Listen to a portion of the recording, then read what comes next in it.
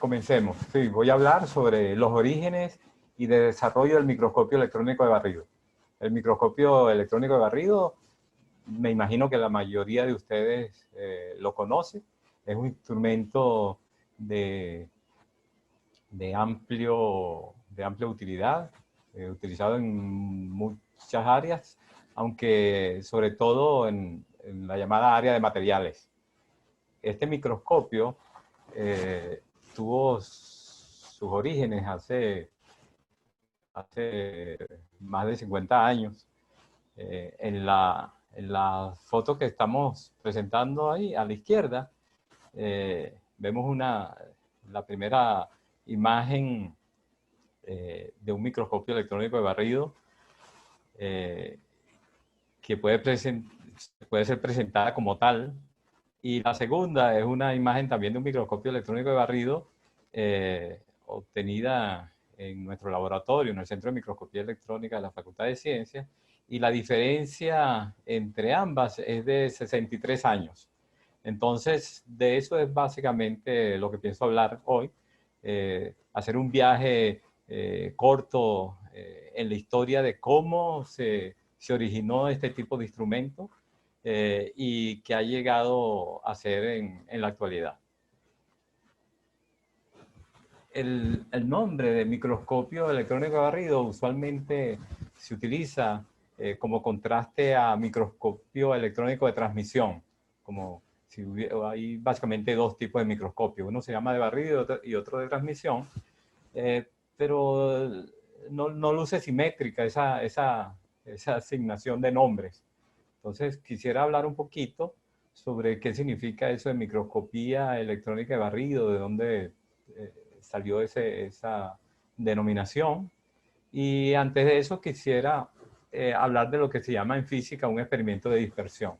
Un experimento de dispersión es un experimento típico de los físicos, donde uno quiere averiguar la propiedad de un material y lo que hace es lanzar proyectiles sobre ese material. Esos proyectiles, llámese ondas, partículas, interaccionan con la muestra que quiero estudiar y el producto de esa interacción se dice que se dispersan. Entonces un experimento de dispersión es tratar de estudiar qué es lo que sucedió, detectar esas partículas u ondas dispersadas y a partir de ese estudio, de esa detección, descubrir propiedades de la muestra.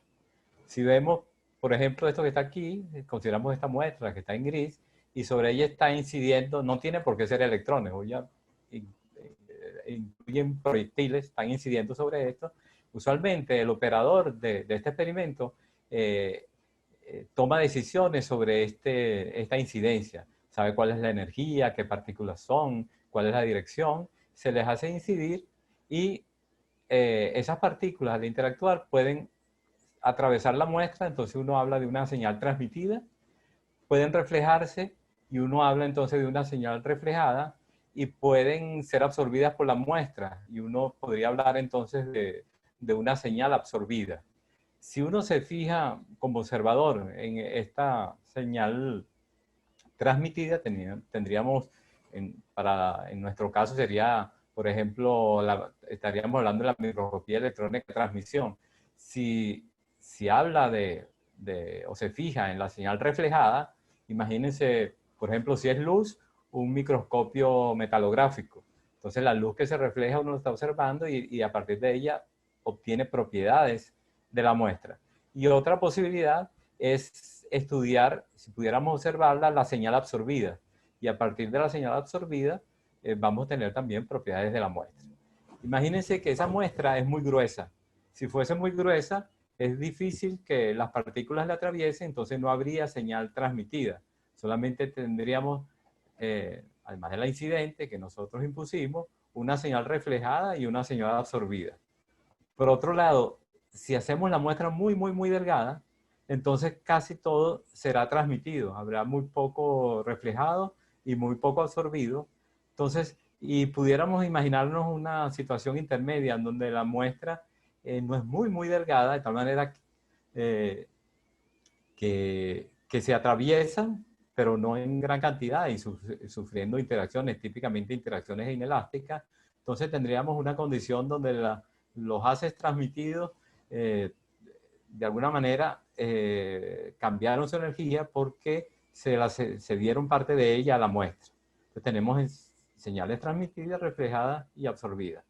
En el caso que nos ocupa, el microscopio electrónico de barrido, pudiéramos considerarlo igualito que esto, como un experimento de dispersión, donde tenemos un haz de partículas, en este caso son electrones, que es acelerado, y una cosa importante que tiene es que unos sistemas de lentes magnéticos conforman lo que se llama una sonda. Una sonda de electrones, en este caso, sería un haz muy, muy fino que incide sobre la muestra.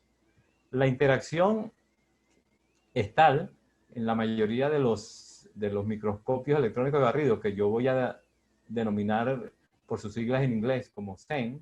En la mayoría de los SEM, en la mayoría de los estudios, la muestra es gruesa, se tiene esta señal, podríamos llamarla reflejada o generalizando a terminología de microscopía electrónica, señal retrodispersada, o sea, dispersada hacia atrás, que es detectada, y de ahí yo voy a obtener imágenes que me hablan acerca de las propiedades de la muestra.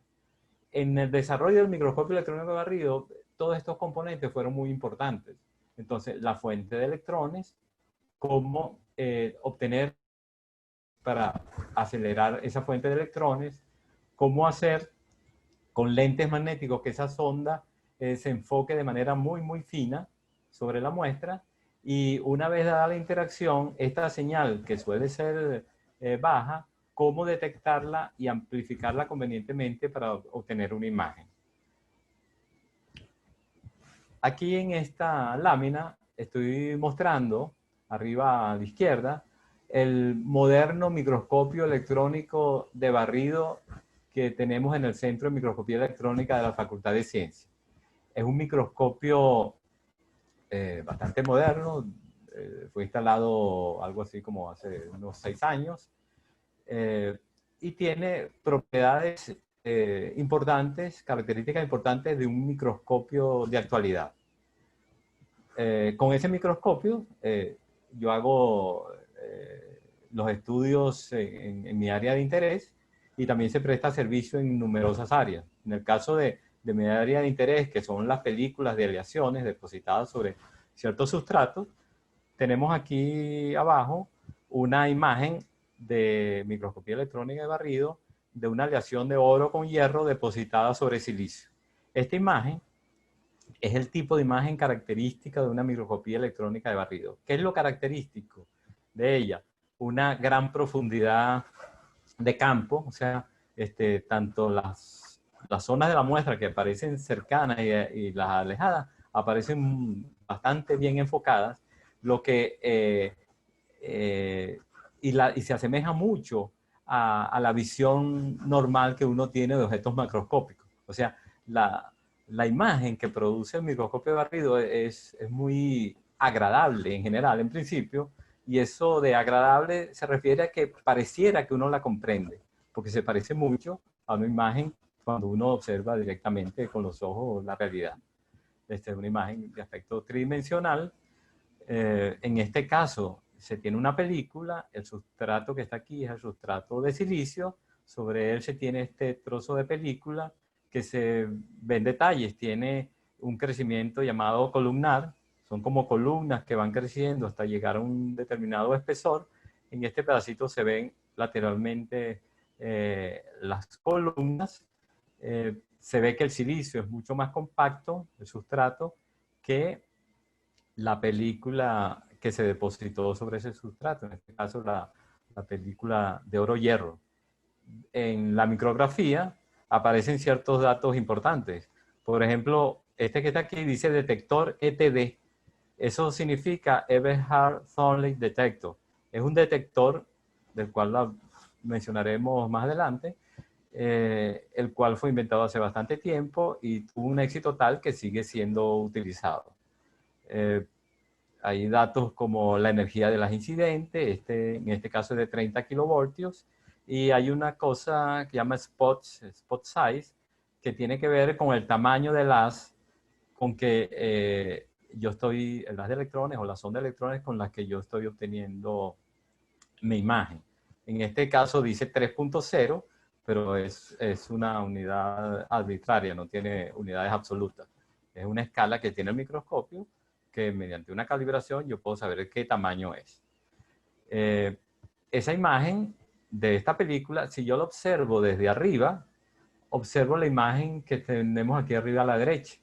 Es una imagen tipo superficie de un coliflor, o sea, el tope de las columnas se ve de esta manera, hay grietas, separaciones entre esas columnas que podemos apreciar, y si la quisiéramos apreciar mejor, podemos pasar a la siguiente lámina, donde he ampliado esa imagen y podemos ver, tratar de estimar con qué resolución se está obteniendo esta imagen.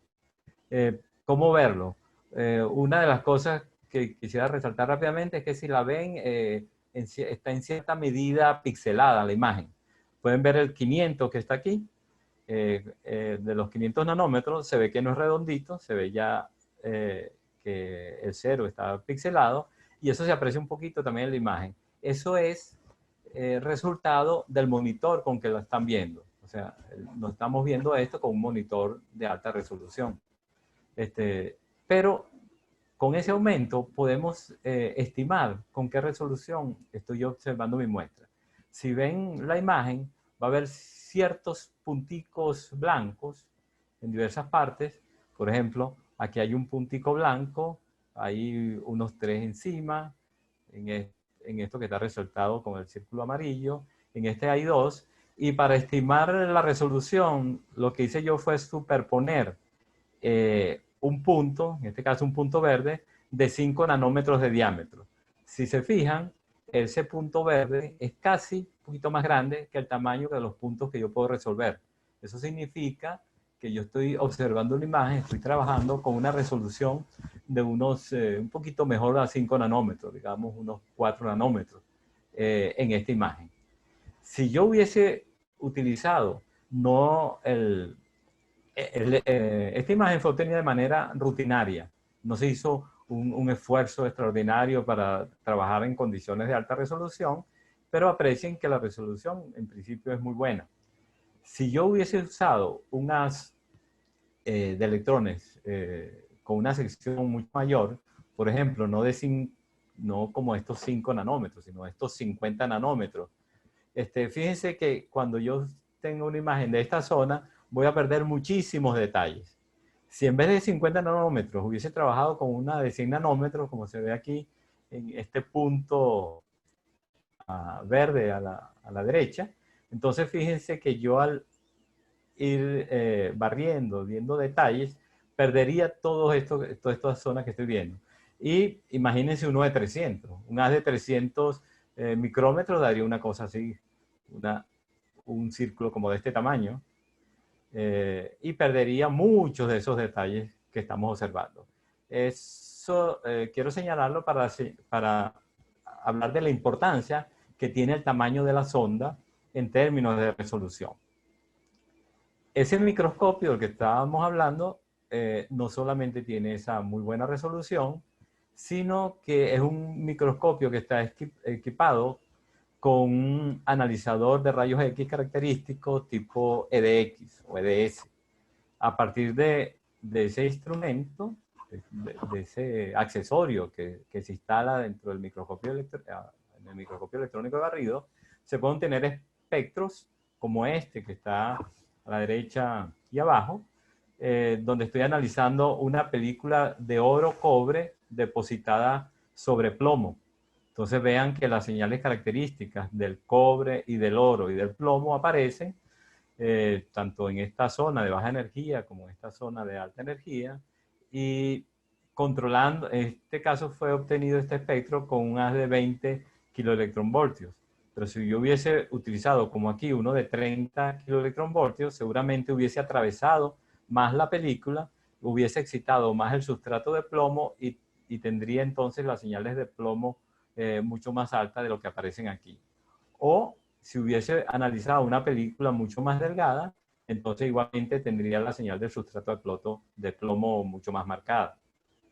Eh, en este caso, lo que estoy yo investigando es tratando de proponer una metodología que me permita, a partir de un solo espectro, EDX, obtener el espesor y además la composición de la película de una aleación que está siendo depositada.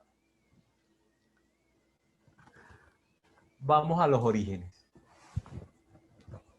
El microscopio del que estaba hablando, este que está aquí, tiene además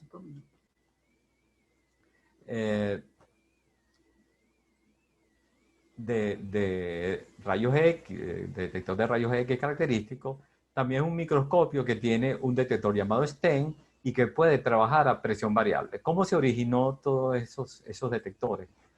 Vayamos a los orígenes. Entonces, los orígenes los podemos ubicar en Alemania en los años 30.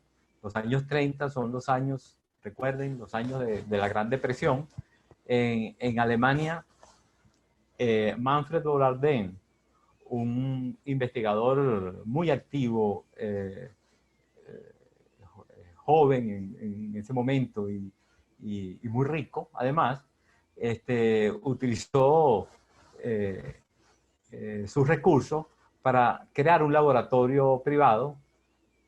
Ese laboratorio privado es el laboratorio von Ardenne de física de electrones en Berlín, las afueras de Berlín, y incursionó, como casi todas las empresas en la época, en el campo de las telecomunicaciones.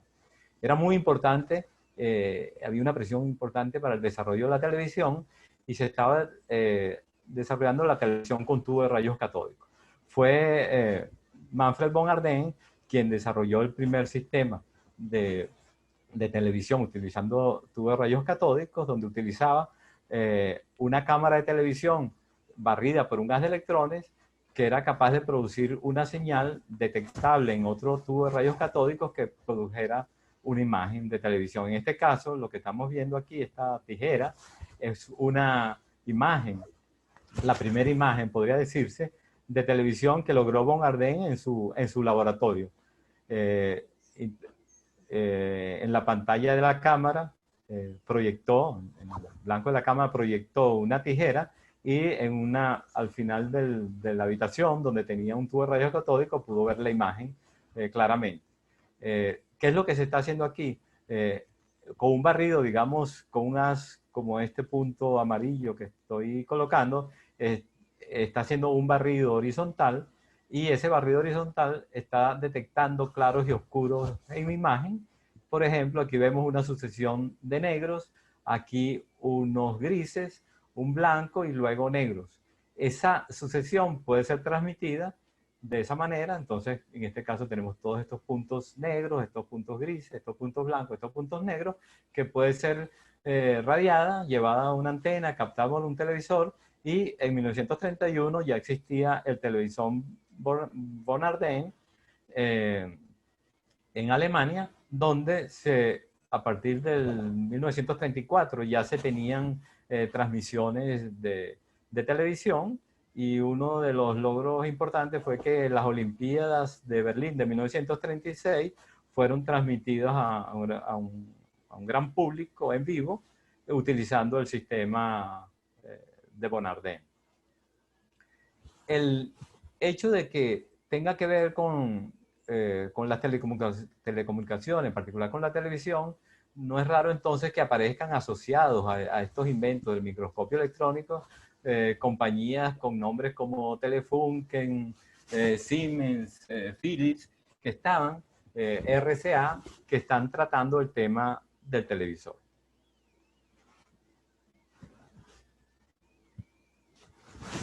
Okay.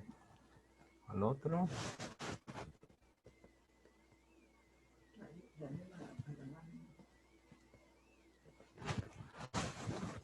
Seguimos en los años 30 y en este caso quisiera mostrarles este desarrollo, el que está al centro. Es un desarrollo de tubo de rayos catódicos que fue utilizado tanto por von Ardenne en el año 33 como por Noll en 1934. Noll fue el jefe del laboratorio donde trabajó Ruska, el que descubrió o inventó el microscopio electrónico de transmisión. ¿Qué se tiene en este caso? Se tiene un tubo de rayos catódicos donde uno puede observar una imagen generada por el choque de un haz de electrones con la pantalla de fósforo. Ese haz de electrones que choca con la pantalla de fósforo, su intensidad está controlada por esta rejilla, la rejilla de control, y viene de una señal obtenida en otro tubo de rayos catódicos, que sería este en la parte inferior, este tubo sellado, donde se está estudiando los blancos para cámaras de televisión. Entonces, en este caso, se incluyó un blanco, hay un gas de electrones que está barriendo el blanco, ese barrido se hace mediante estas bobinas, y ese barrido está sincronizado con el de otras bobinas donde se va a obtener la imagen del tubo de rayos catódicos de observación. Esto está evacuado al vacío, esto no es un microscopio, es un tubo al vacío.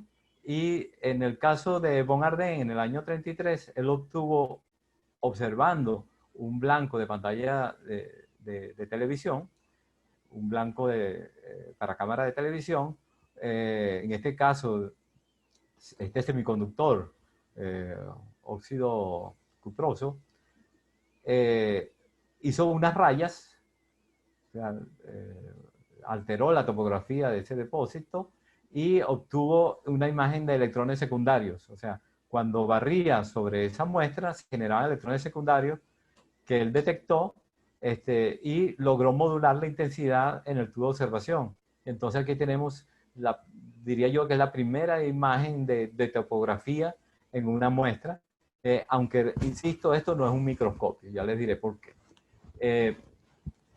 Knoll tuvo la idea de no utilizar solamente eso para su trabajo en Telefunken, de ver blancos de cámara de televisión, sino utilizó varias muestras. Por ejemplo, en este caso está usando una muestra de hierro con silicio y observó esta imagen. Esta imagen, este es el tubo de rayos catódicos, mide 1 a 2 pulgadas, y el aumento que se obtiene respecto a la muestra real es un aumento de 1, a veces de 2, máximo de 3. O sea que no es un microscopio.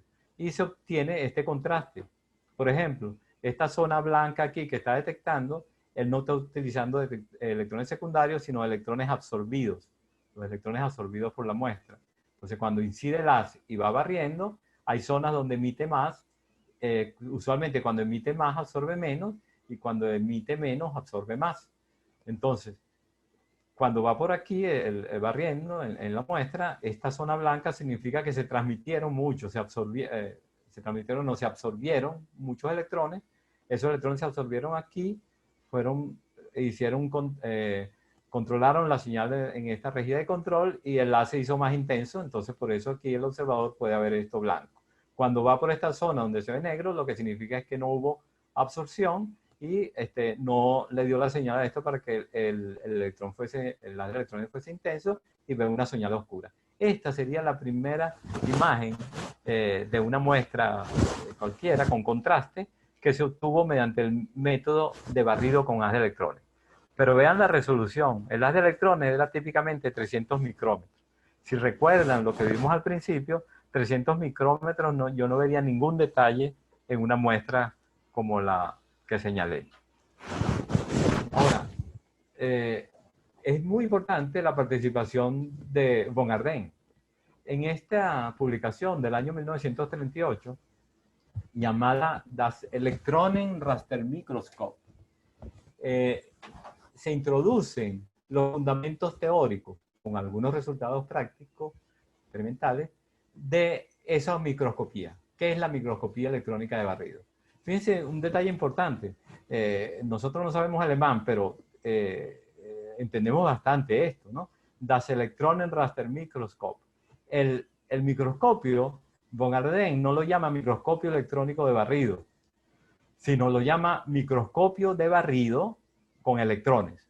Es importante esa diferencia porque actualmente aparecieron otros microscopios. En el año 86 se ganaron el premio Nobel por el microscopio de efecto túnel.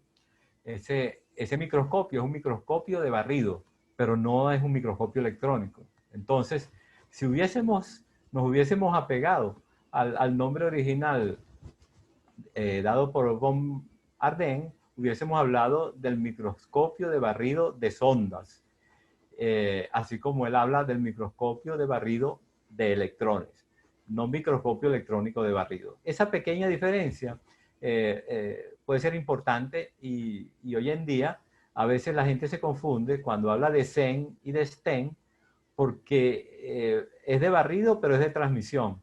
Cuando inicialmente nos iniciaron en la concepción de que los microscopios se dividen en microscopios de transmisión y de barrido, vemos que la cosa no es tan así. Este raster es esta palabra alemana también existe en inglés y en castellano hay algo parecido, todas vienen del latín rastrum. Y rastrum en latín significa rastrillo. Y vean el rastrillo como es, y por extensión ese raster se asignó a la huella dejada por el rastrillo. Entonces, es la idea de este microscopio. Electrónicamente, él va a hacer este raster, o no en paralelo, sino uno a uno, y lo va haciendo un haz de electrones. Si vemos el Astra, que tampoco entendemos alemán, pero en el caso de Astra se puede entender porque hay varias oraciones sencillas. Vean, lo primero que trata es el principio de los microscopios de barrido de electrones. Y fíjense que habla de microscopios. De una vez habla de dos tipos. No como nosotros, que estamos refiriendo al usual de barrido. Habla de generación de la sonda electrónica, eso es muy importante, cómo hacer que la sonda sea pequeña, generación del barrido, modos de iluminación, donde por modos de iluminación él está llamando modos de trabajo, no es de iluminación de la muestra, sino es la iluminación de los detectores. Habla de una cosa muy importante, observación de objetos en el aire, que de alguna manera preconiza la aparición de la microscopía ambiental, que vemos más adelante. Y esta relación entre la resolución, de qué depende la resolución de los microscopios de barrido, y una relación entre resolución e intensidad del haz. En esta misma publicación, él da estos dibujos que yo traduje aquí. Aquí habla de la sonda de electrones que está entrando sobre una muestra delgada. En este caso, en esta cosa, o en en A o B. Ahora, se puso un detector de electrones transmitidos justo debajo, y en ese caso, esto es lo que modernamente llamaríamos el modo STEM de campo claro. Si los detectores se ponen a los lados para detectar los haces más dispersados, pero que atravesaron la muestra, tendríamos lo que actualmente se conoce como STEM de campo oscuro. Y si ponemos detectores arriba para detectar los electrones que salen de la superficie de la muestra, él a eso lo llama microscopía de barrido de superficie, en el modo superficie, que es lo que ahora nosotros llamamos el modo SEM, microscopía electrónica de barrido. Pero le insisto, él llama microscopía electrónica de barrido a los tres modos.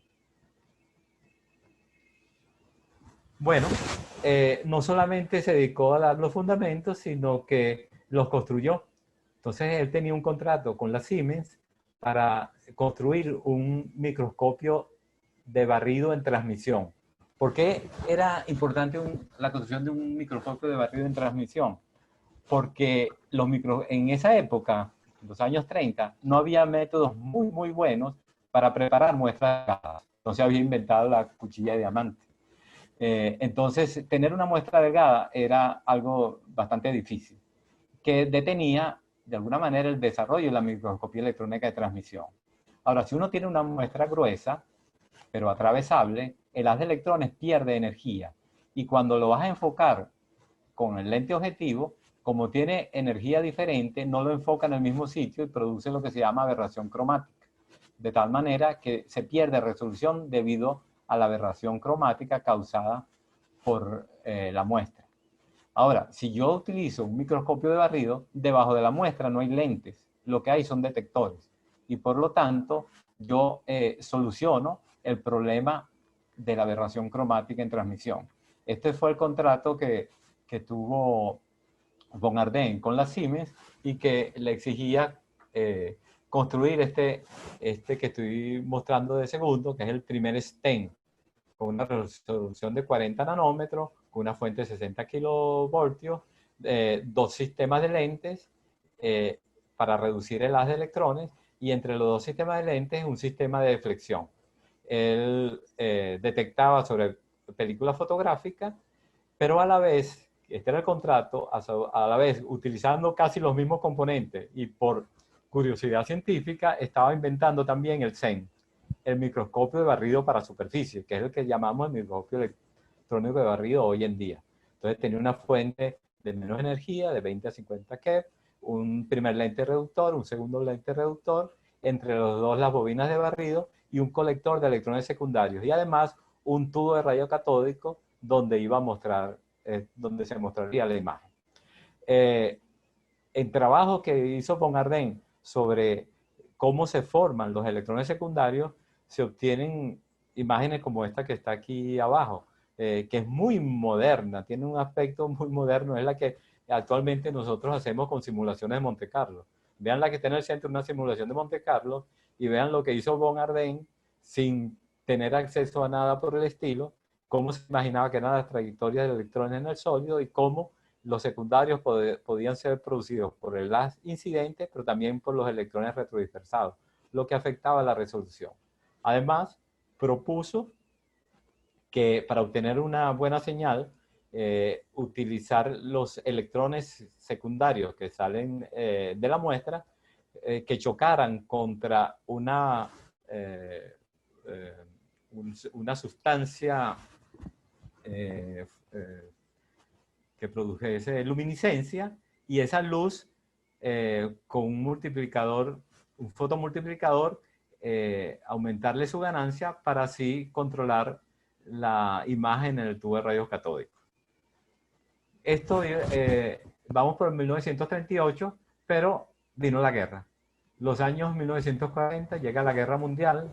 En el año 1944 y en otros años, uno de los bombardeos de Berlín destruyó parte del laboratorio de von Ardenne de física de electrones. Fue destruido el microscopio de electrones de barrido, que para von Ardenne el microscopio electrónico de barrido era tanto el CEN como el STEM, y no pudo continuar. Se detuvo el desarrollo iniciado por von Ardenne en ese campo.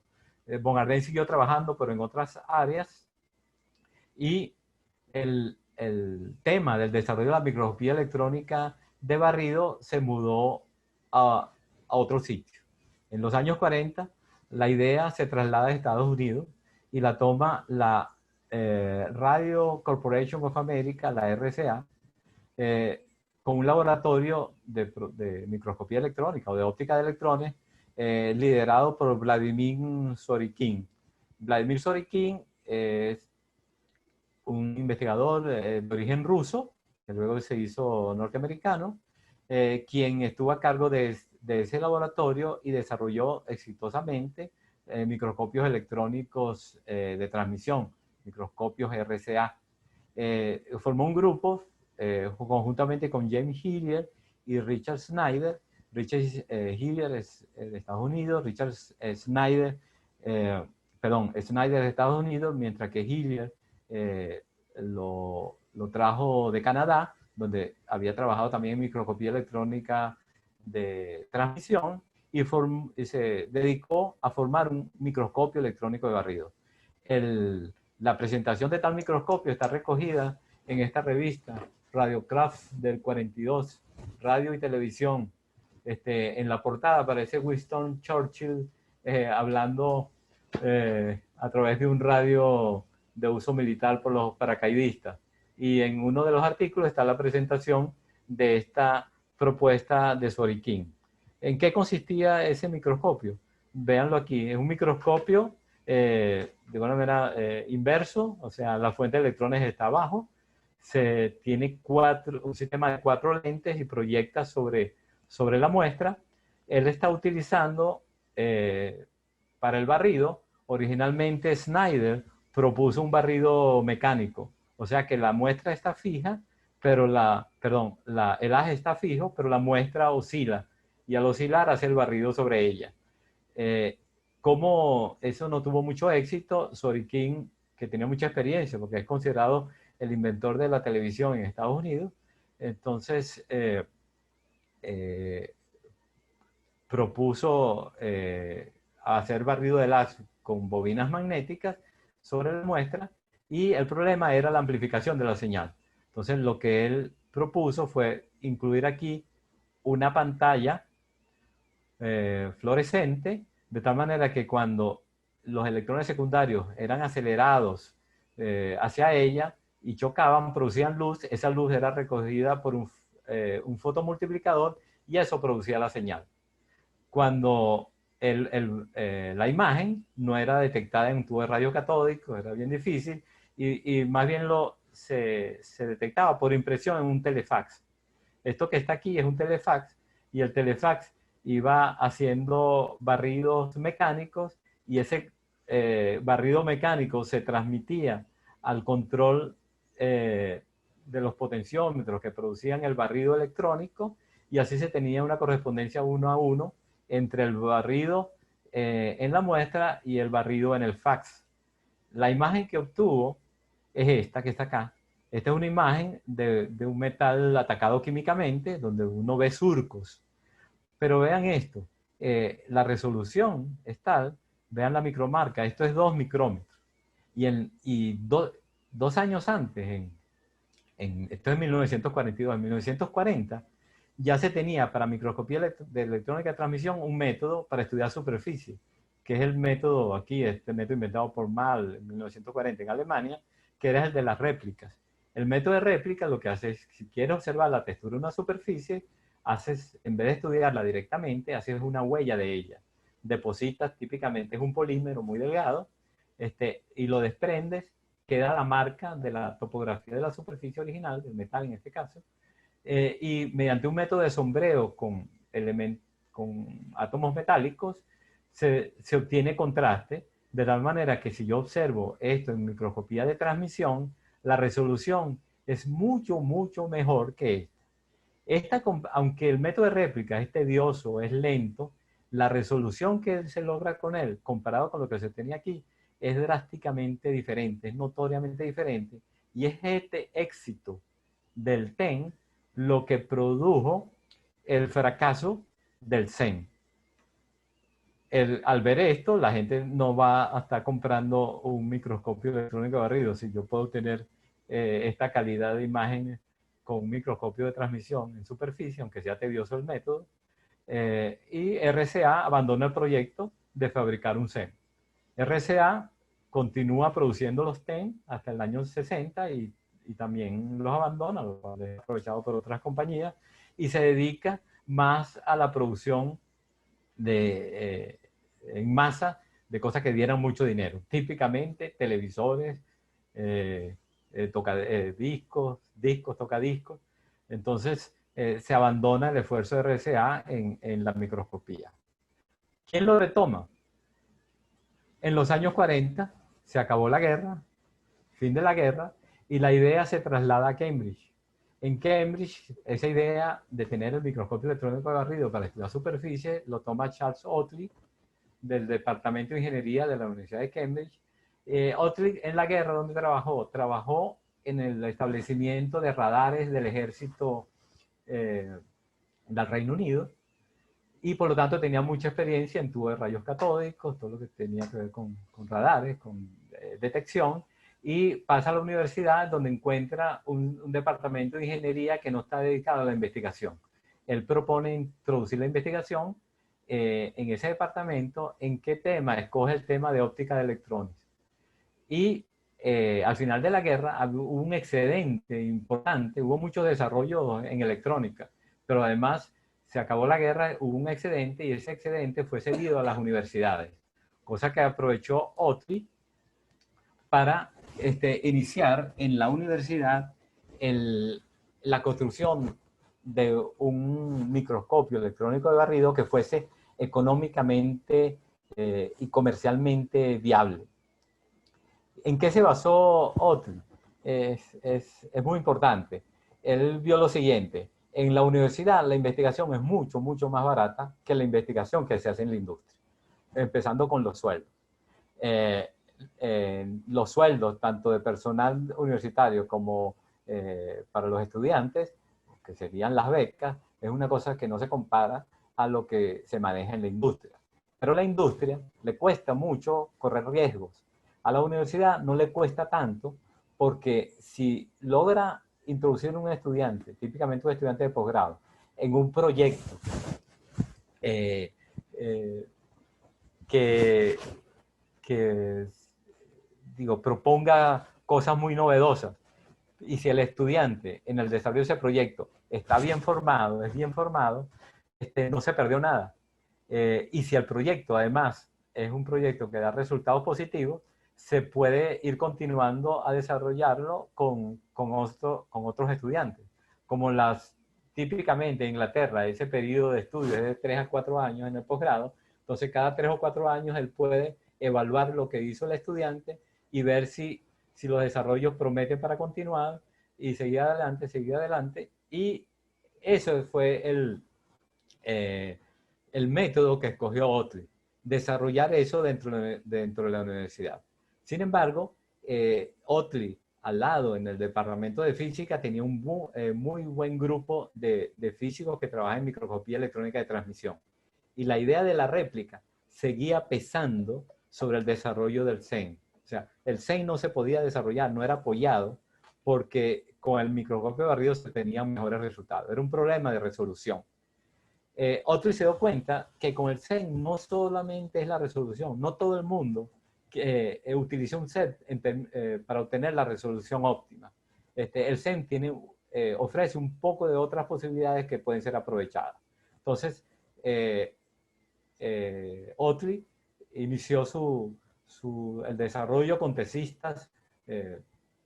Por ejemplo, McMullen fue el primero de sus tesistas, quien terminó en el año 52, siguió con otros, Smith, Wells. Vean aquí Eberhard y Thornley, que fueron los que le dieron nombre al detector que les hablé al principio. Entonces, todo es la camada sucesiva de tesistas doctorales del laboratorio de ingeniería, del departamento de ingeniería en Cambridge, Inglaterra. ¿Cuál fue el primero? Eso es desarrollo que se hace en los años 50 y los años 60. El primer, basado en un microscopio electrónico de transmisión, McMullen construyó este microscopio electrónico de barrido. El microscopio electrónico tiene una muestra inclinada, de tal manera que el haz incidente es como si rebotara y pegara sobre la superficie de un fotomultiplicador, y ese fotomultiplicador, esa salida de fotomultiplicador es la que es usada para modular las intensidades en el tubo de rayos catódicos, y obtuvo esta primera muestra. Esta primera muestra es aluminio atacado químicamente. Vean la gran diferencia con la que había obtenido Zorikin. Da lo que conocemos del CEN, una gran profundidad de campo, detalles topográficos que él no lo sabía, después se dio cuenta que es obtenido en este caso no por electrones, por electrones secundarios, sino por electrones retrodispersados. Este primer microscopio se llamó el CEN 1 y tuvo gran éxito, aunque siempre sometido a la crítica por parte de la gente de transmisión.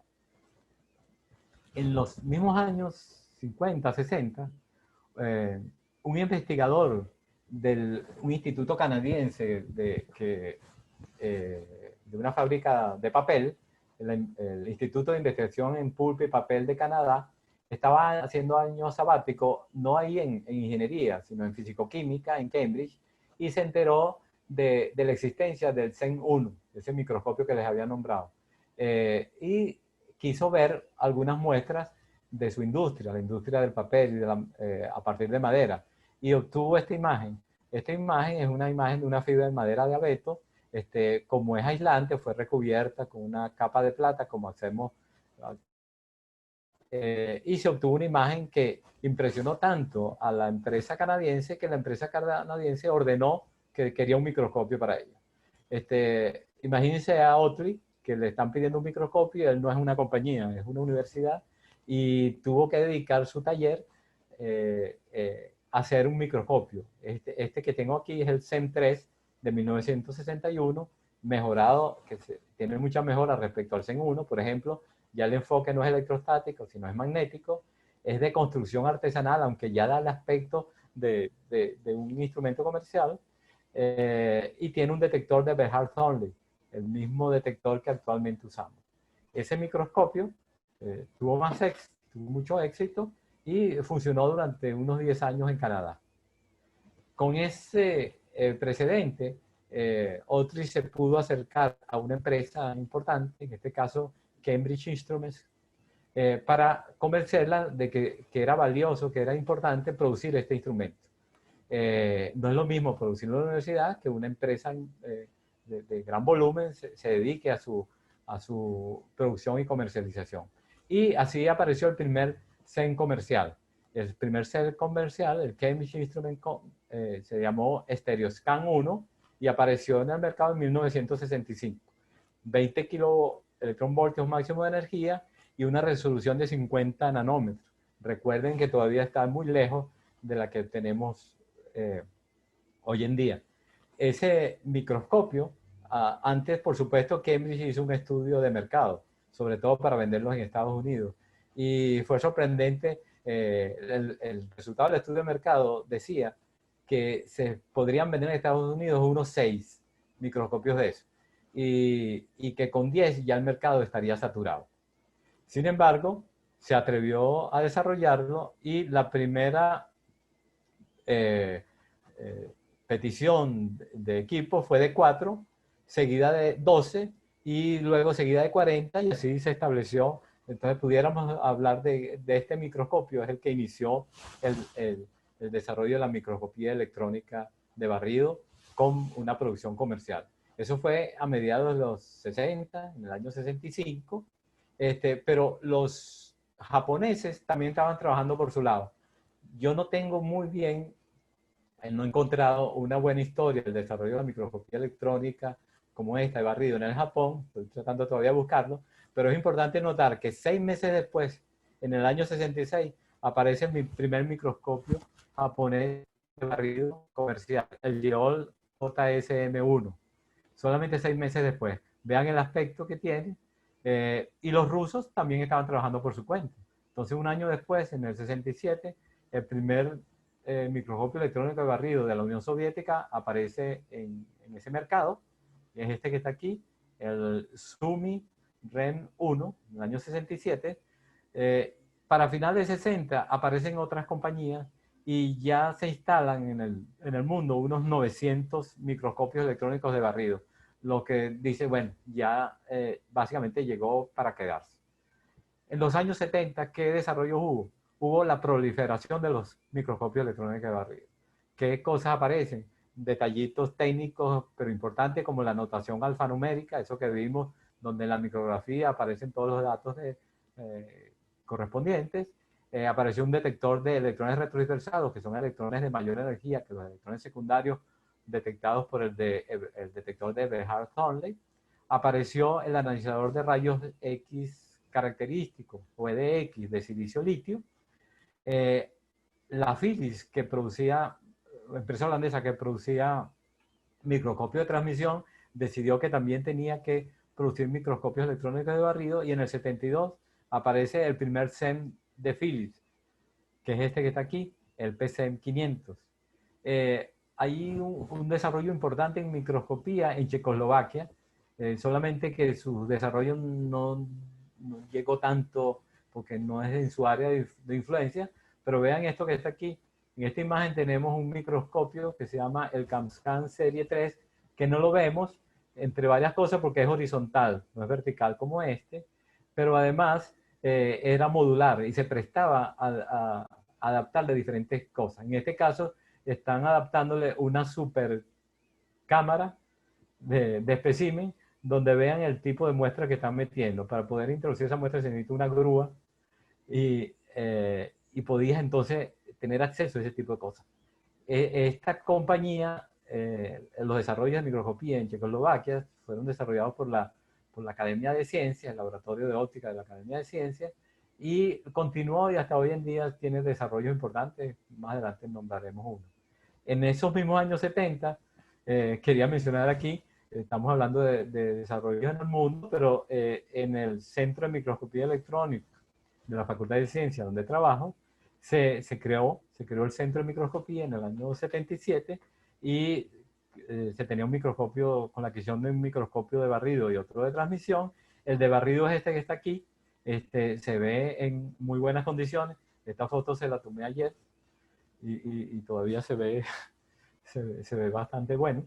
Es un microscopio analítico, tiene un detector de rayos X, tiene aquí dos monitores y un tercer monitor de alta resolución para la cámara fotográfica, y es de ese año. En la época de los 70 fue el despegue, la instalación de microscopios en todo el mundo. ¿Qué pasó en los años 80? Hay mejoras. Básicamente se aparecen las fuentes de electrones de hexaboruro de lantano y de emisión de campo, donde ya no es un filamento de tungsteno que se calienta y emite electrones, sino que se tiene o este cristal o esta punta también cristalina de tungsteno que emite electrones mucho mejor dirigidos, y lo cual permite tener electrones con un haz de electrones con bajo tamaño, pero todavía con el suficiente electrones como para producir una buena relación señal a ruido. En ese caso se pudo entonces tener acceso a microscopía de bajo voltaje.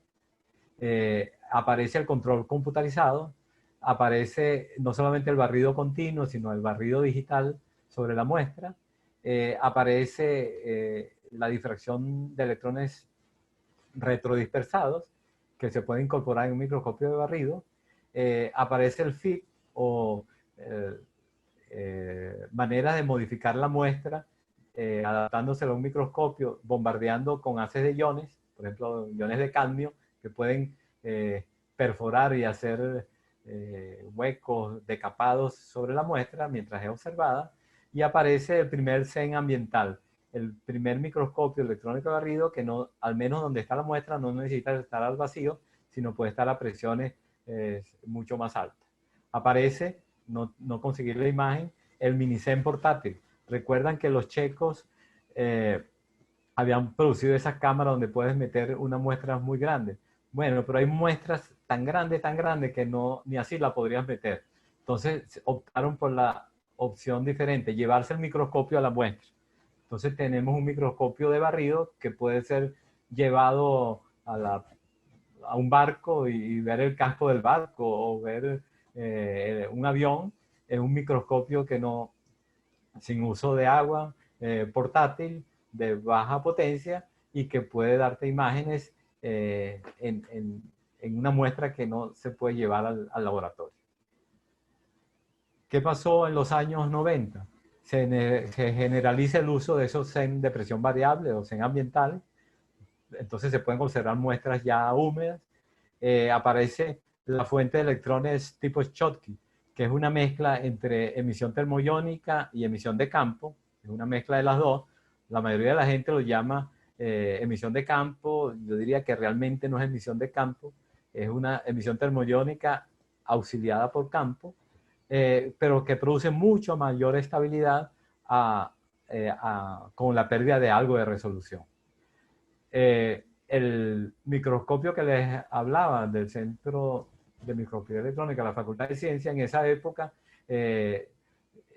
fue digitalizado, tanto los espectros. Este espectrómetro era muy viejo, utilizaba discos de 8 pulgadas, entonces los ingenieros y los instrumentistas de la Facultad de Ciencias lograron convertirlo en un microscopio digitalizado y con adquisición de espectros mucho más modernos. En los años 2000, ¿qué sucedió? Se generaliza, aparecen los CEN de mesa. Los CEN de mesa son CEN pequeños, parecidos a una cafetera, pero que hasta pueden tener analizadores EDX, suelen tener pantalla táctil. Entonces nosotros lo hemos probado en la docencia y para los niños es una cosa impresionante, aunque también se utiliza en la investigación. Nosotros aprovechamos para que algunos tesistas pudieran terminar algunas tesis, el que nos lo dejaron en demostración por algunas semanas.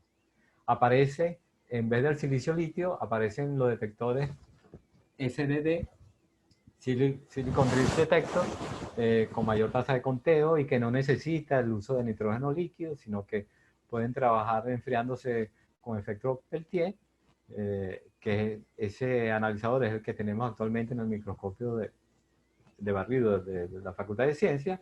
Y en los años 2010, ya hace poco, entre los grandes desarrollos, yo diría que apareció el CENDEAS múltiple. El CENDEAS múltiple es un microscopio muy, muy especializado. No es para todo el mundo, son para empresas que necesitan hacer análisis de microscopía de barrido con alto rendimiento, con muchas muestras que salgan rápido, donde observas campos grandes, o sea, vas a observar zonas de centímetros, pero con resolución de nanómetros. ¿En qué consiste? Básicamente que es un mismo microscopio electrónico de barrido, se está haciendo el barrido, pero no un haz. Se tienen, por ejemplo, en este caso, en este microscopio comercial, se pueden tener hasta 91 haces. Esos 91 haces están haciendo su barrido cada uno en un recuadro y los electrones secundarios son detectados en cada recuadro por un detector diferente y se tiene un mosaico donde pueden tener, en este caso, esto es un cerebro de ratón, unos cortes de cerebro de ratón, donde puedes tener una zona muy grande, pero con resolución nanométrica de cualquiera de esos detalles. En neurología, de saber cómo están conectados eh, las conexiones en el cerebro, es importante no solamente tener un detalle, sino parece que es importante tener una zona grande. Entonces este microscopio permite hacer rebanadas en una muestra teñida de cerebro e ir haciéndole esos análisis uno tras otro y poder tener a partir de eso reconstrucciones tridimensionales. Entonces es importante en este tipo de estudios y también en microelectrónica, donde se pueden tener chips de silicio con muchos circuitos y esos muchos circuitos pueden ser detectados controlados en calidad de esta manera. Entonces, esas industrias de gran volumen de muestras están teniendo acceso a este tipo de microscopios. Llegamos a los 2010 y llegamos a los 2020. En 2020 todos sabemos que hemos estado detenidos debido a la pandemia COVID-19, pero el microscopio electrónico de barrido también tuvo acceso a esto. Entonces, al diagnóstico y al estudio de la COVID-19. Aquí tenemos una imagen en colores falsos de viriones de SARS-CoV-2, que es el que produce la COVID-19, sacados en febrero pasado por el National Institute of Allergy and Infectious Diseases en Estados Unidos, donde se ven los viriones de ese COVID. Eso se logró con un microscopio de barrido de alta resolución, donde el filamento es de emisión de campo, ni siquiera es Schottky, sino es de cátodo frío, de manera que se puede tener mucha mayor resolución.